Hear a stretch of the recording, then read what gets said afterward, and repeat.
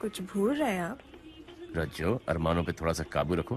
पापा भारी बैठे हैं, कहीं हार्ट अटैक ना हो जाए।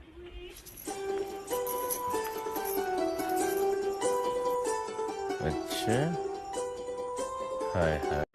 हम इतने खूबसूरत तो नहीं हैं, लेकिन हाँ, जिसे आंख भर के देख लें उसे उलझन में डाल देते हैं।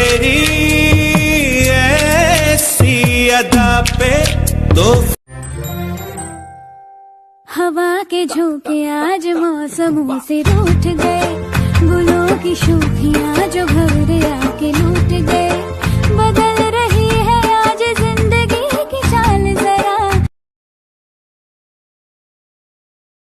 তোমার এত পাকনামি করার দরকার নাই। তুমি ছোট মানুষের মতোই থাকো। আপনি এরকম ছোট ছোট করেন কেন?